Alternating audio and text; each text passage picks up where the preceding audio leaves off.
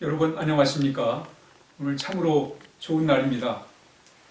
오늘 함께 나눌 하나님 말씀은 출애굽기 24장 6절에서 8절까지의 말씀이 되겠습니다.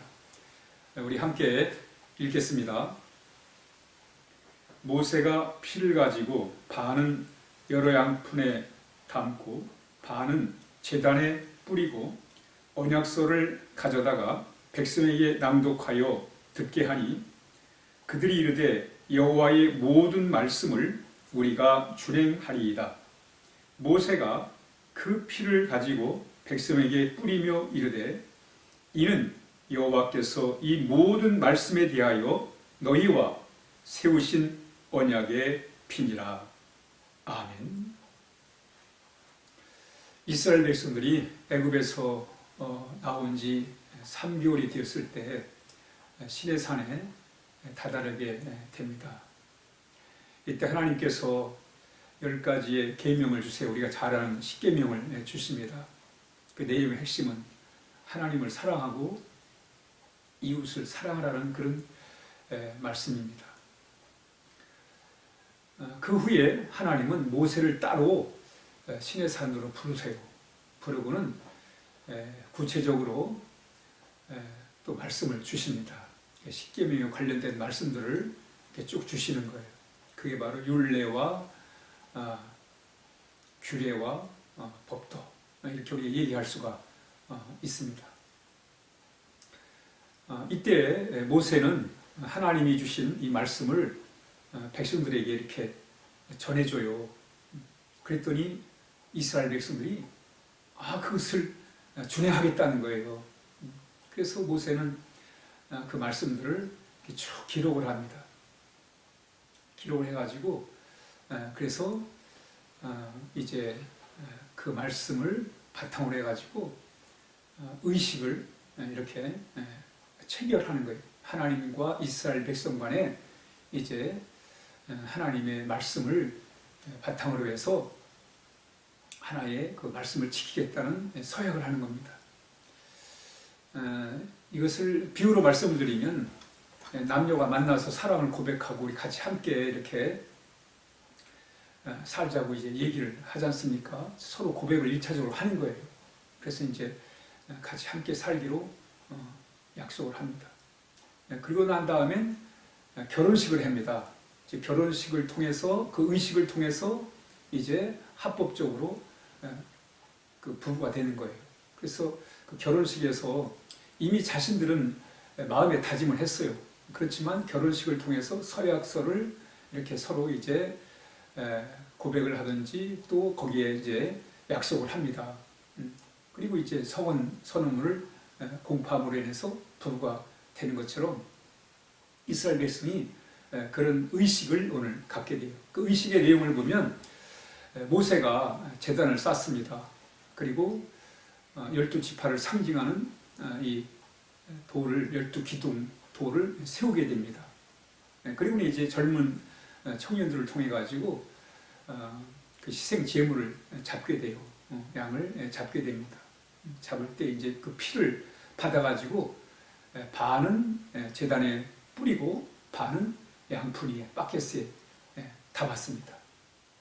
그리고 이제 모세가 기록된 말씀을 다시 이스라엘 백성들에게 이렇게 들려줄 때 이스라엘 백성들이 그 말씀대로 준행하겠다고 따르겠다고 해요.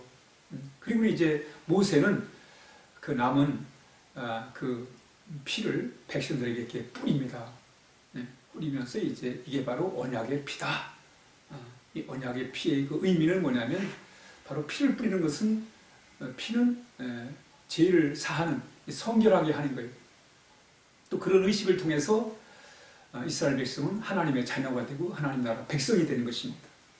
또한 그들이 이제 하나님 말씀을 이제 참 생명처럼 귀하게 여기고 그 말씀을 지키겠다는 그런 약속이 오늘 이 언약의 체결이 이래서 이루어지게 되는 것입니다. 그래서 우리는 이것을 시내산의 언약이다 라고 말하는 거예요. 시내산 언약은 바로 그 피를 통해서, 언약의 피를 통해서 이들이 성결하게 되고 또 하나님의 자녀가 되고 하나님 말씀으로 하나님이 내 아버지가 되시고 하나님은 이스라엘 백성은 하나님의 자녀가 되는 그런 의식을 여기서 얘기하고 있습니다.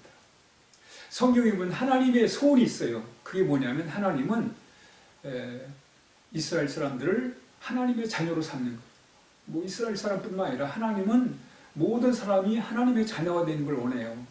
그래서 하나님이 하나님 되시고 또 사람들이 하나님의 자녀가 되는 그런 아름다운 관계를 이루시기를 원하는데 바로 이것이 언약의 피로 이 관계가 이루어지는 것을 오늘 본문에서 우리에게 가르쳐주고 있습니다. 하나님의 소원이 뭐냐면 모든 사람이 하나님의 자녀가 되는 것, 하나님과의 아름다운 관계를 회복해서 하나님 나라 백성으로 살아가는 것, 그것이 바로 하나님의 소원입니다. 여러분, 사람이 사람답게 사는 길이 뭐예요? 하나님의 자녀가 되는 것입니다. 사람이 행복하게 사는 길이 뭐예요? 하나님의 나라의 백성으로 살아가는 거예요. 여러분, 하나님 빠져버리면 인간은 인간답게 살 수가 없어요. 한번 여러분 세상을 보세요. 사람이 사람을 지배하고 다스리고 말이죠. 종으로 삼고 노예로 삼고, 그게 세상 살아가는 그 질서를 잡는 방법이 바로 그거예요. 사람이 사람을 종으로 노예로 삼는, 그래서 질서를 잡는, 그것이 세상의 사람들의 모습입니다.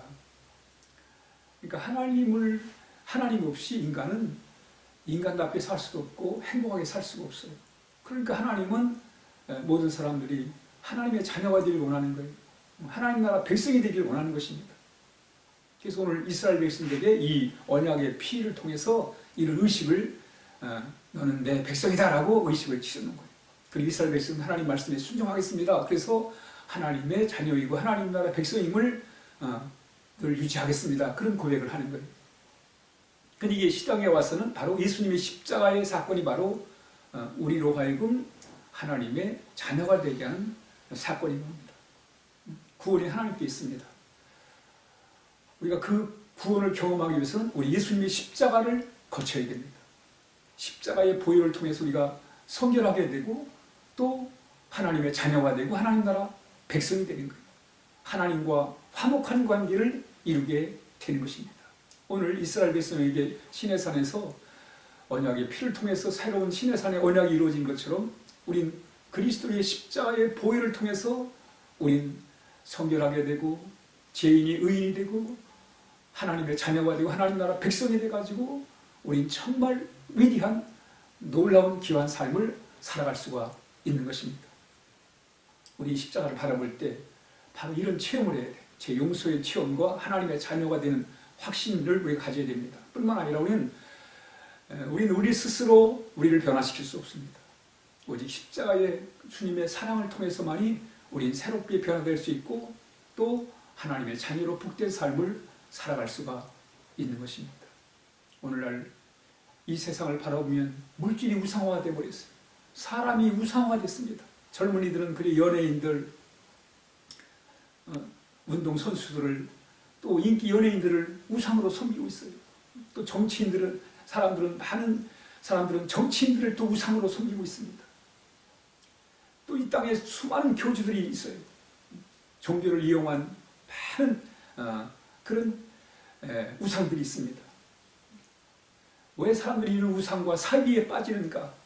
하나님께 등을 돌리면 바로 사람의 지배를 받게 되는 거예요.